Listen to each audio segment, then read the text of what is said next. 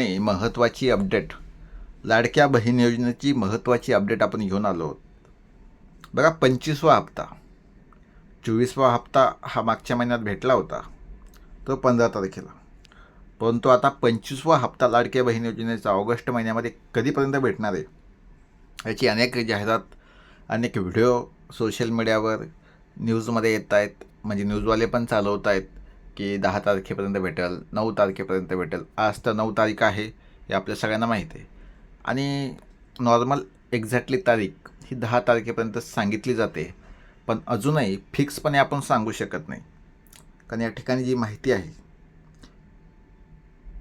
जुलैच्या हप्त्याबाबतही कोणतीही अधिकृत तारीख या ठिकाणी जाहीर झाली नव्हती बघा. परंतु सगळ्यात महत्त्वाचं, 15 जुलैला 1500 रुपयाचा तो हप्ता या ठिकाणी आपल्या लाडक्या बहिणींच्या अकाउंटमध्ये जमा झाला होता.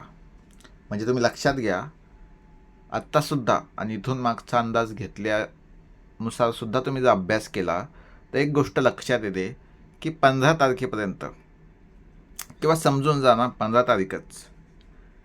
तारीखच समजून जा, 15 तारखेपर्यंत लाडक्या बहिणींच्या अकाउंटमध्ये 1500 रुपये येऊन जातील. त्यामुळे कोणतीही चिंता करण्याची आवश्यकता नाही.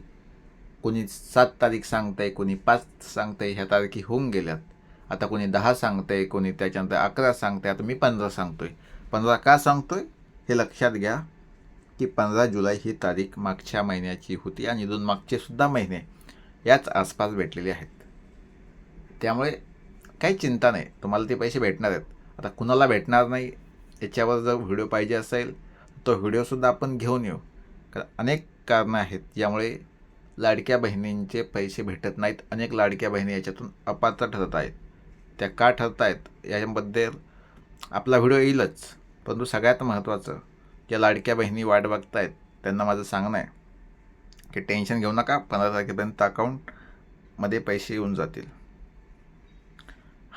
इथं जे बाकीचे आहेत, कारण वेगळी अपडेट काहीच नाही. वेगळी अपडेट म्हणजे काय, का फक्त बाकीच्यांसारखं ही तारीख ती तारीख नंतर ही अजिबात नाही. डायरेक्ट 15 तारीख. माझं स्पष्ट सांगणं आहे, 15 तारीख हीच तुमची असेल फायनल तारीख. त्यामुळे टेन्शन घेऊ नका. आणि जर 15 तारखेला पैसे नाही आले तर समजून जा 2 दिवस मागे पुढे होईल. याच्यापेक्षा काय होणार आहे? हो, याच्यापेक्षा वेगळं काही होईल का मला सांगा? काहीच होऊ शकत नाही. त्यामुळे टेन्शन घेऊ नका. पैसे तुमच्या अकाउंटमध्ये येणार आहे. अकाउंटमध्ये कुणाच्या येणार आहे? ज्याचं सगळं क्लिअर आहे, म्हणजे कुणी गव्हर्नमेंट नोकरीला नाही, मोठी गाडी नाही, किंवा काही इन्कम टॅक्स भरत नाही, अशा हिशोबानं जो खरंच आर्थिकरित्या या योजनेसाठी पात्र आहे अशी महिला, ती लाडकी बहीण योजनेचा लाभ घेऊ शकते, हे या ठिकाणी सरकारनं सांगितलेलं आहे. आणि जर समजा तुम्ही टॅक्स पेअर असाल, तुम्ही इकॉनॉमिकली स्टेबल असाल, चांगल्यापैकी असाल, तर या योजनेतून अनेक महिलांना या ठिकाणी अपात्र केलेलं आहे.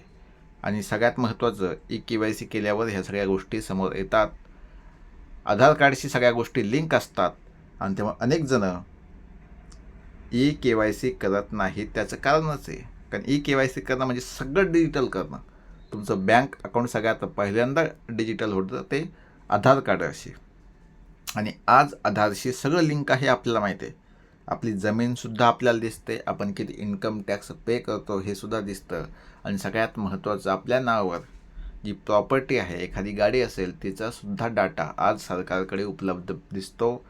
त्यामुळे बसल्या बसल्या, म्हणजे मुंबईमधून जे मेन ऑफिस आहे, त्या मेन ऑफिसमधून गावाकडं जर एखाद्या ग्रामीण भागामध्ये महिला असेल, त्यांच्या घरामध्ये जर कोणी गव्हर्नमेंट नोकरीला असेल आणि तो व्यक्ती त्या घरातली महिला जर या ठिकाणी लाडक्या बहीण योजनेचा लाभ घेत असेल, तर या ठिकाणी KYC केली असल्या कारणाने लगेच ताबडतोब ती महिला त्या योजनेतून अपात्र ठरवली जाते. अशा लाखो महिला अपात्र ठरवल्या गेल्या फक्त याच कारणाने, कारण गैरमार्गाने त्यांनी लाभ घेतला. आणि हे कुणी करू नका.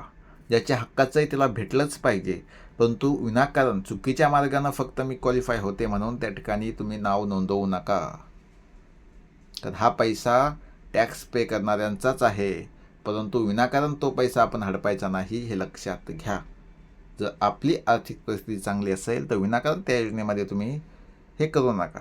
कारण सध्या जर पात्रच नसाल तर विनाकारण अप्लाय करण्यात मजाच नाही. हां, जर खरंच कंडिशन तशी असेल तर उलट जास्तीत जास्त तुम्ही पद्धतीनं जर काही अडचण येत असेल तर त्या ठिकाणी मला या ठिकाणी मेसेज करा की KYC करताना अडचण येते किंवा ऑनलाईन काही पद्धतीनं अडचण येत असेल तर त्याच्यावर आपण सोल्युशनसुद्धा सांगू. आणि अनेकांना मी सोल्युशन पर्सनली सांगतो आहे. फक्त तुम्ही या ठिकाणी कमेंट करत चला. ज्यानं कमेंट केली त्याला उत्तर देण्याचा पुरेपूर प्रयत्न आपण करतो आहे. आणि आपल्या चॅनलला सबस्क्राईब करा. जय हिंद, जय महाराष्ट्र.